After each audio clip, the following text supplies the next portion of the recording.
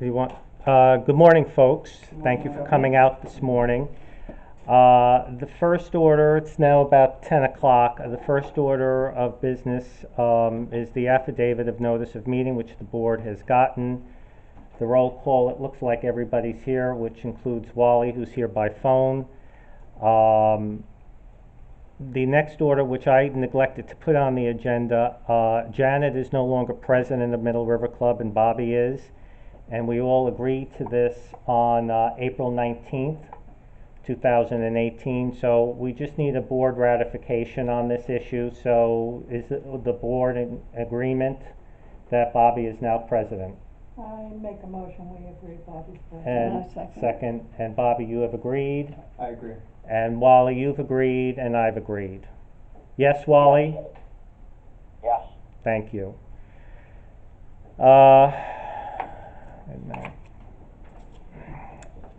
Moving along, the acceptance or rejection of previous board minutes dated March 27, 2018.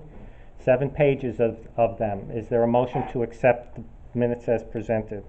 I'll make a motion to accept. Okay. Second. Bobby, Janet. Is the board in agreement? Yes. Yes. Wally? Yes, I am. Thank you. Oh wow, this is going quick.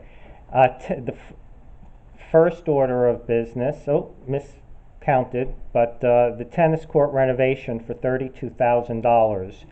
Bobby, do you want to explain all this to everybody? Yeah, let me, that way we say, I know we've been trading emails, but so we got 3 proposals at this point. Fast Dry Courts came in with a proposal to redo the whole thing at $50,000, which was discussed at the last board meeting, the only proposal we had at the time. We went back out to get 2 more proposals. Sports Surfaces came out here and gave us a verbal proposal of $12,000 higher than that, so 60-something thousand. And then last but not least, we got a proposal from AAA Courts. AAA Courts has proposed to do it for $27,500, significantly less than the other 2. What he's proposing is floating a layer of asphalt over the existing slab, and so keeping what we have out there, float an additional layer of asphalt. In that additional layer of asphalt, we would have a fiberglass mesh, which helps it from cracking further. Based upon what he's saying is that it should provide a 10-year life. That's kind of where we're at.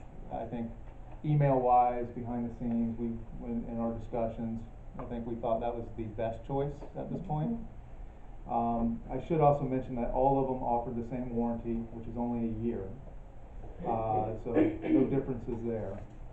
And then I think the only other thing that we have to choose is the court color and the fence color, which I know Peg proposed that we do green and green, which I'm fine with as well. Okay. So, Excuse me, question. Will that be a new fence or just painted? just paint it. Is it gonna have a coating on it of anything, or no? On A the- vinyl coating? No, we haven't priced that. We could price that if that's something we wanna talk about putting up, but like a windscreen is what you're talking about?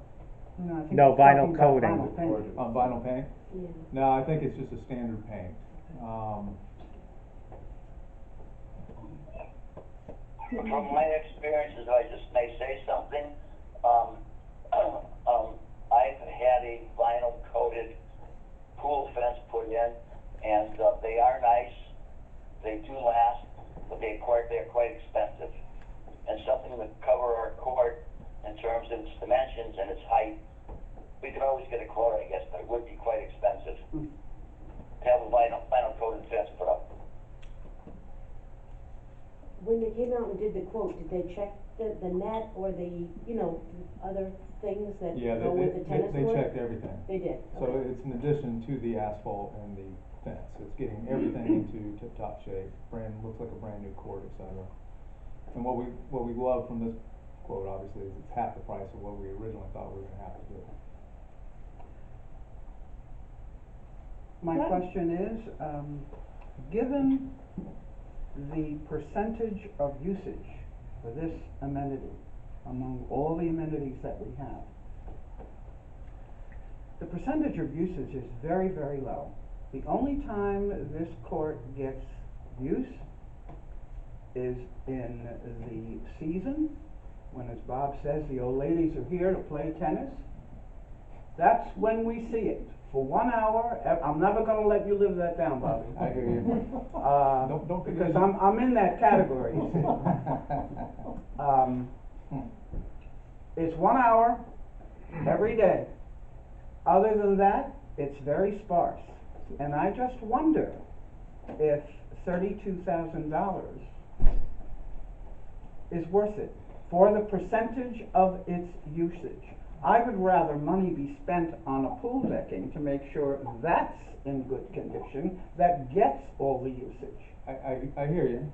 It also gets used for dog exercise too. Absolutely, but my dog doesn't care about cracks. Hey, but here's the deal. If I may offer another suggestion or a comment, I think that as an owner, if we don't take care of issues like our amenities, when it comes time to sell our property or people even come in here, it's very important that they are up to snuff and meet the standards that I think we all would expect.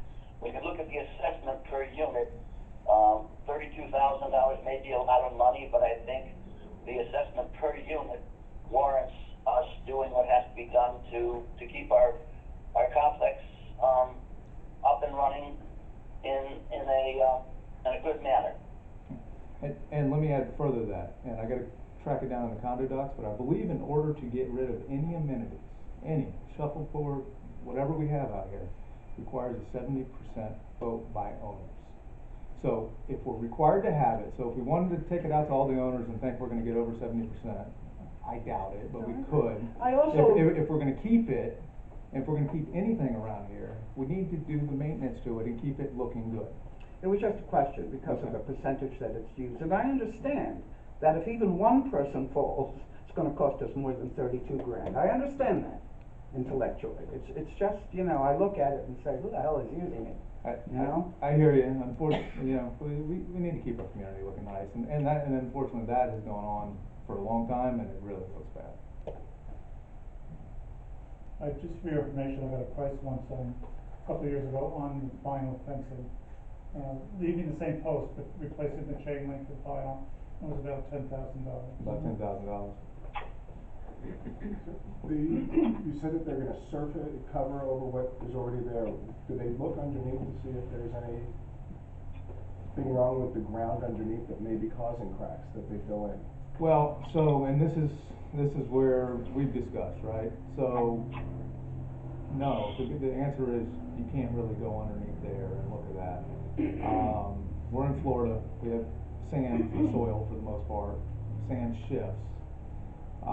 But at least in the conversations we've had with the contractors, et cetera, by putting the asphalt over, which is gonna be a substantial amount of asphalt, we're not talking about a half inch over the existing, is that you've got some dips in there, so it's bringing everything level with a 1-inch slope so that it drains off of it properly, so that water doesn't pool anymore, which is also causing some of that issue. Along with the fiberglass mesh in the middle, which gives it more stability, and, you know, the hope is that it lasts at least 10 years.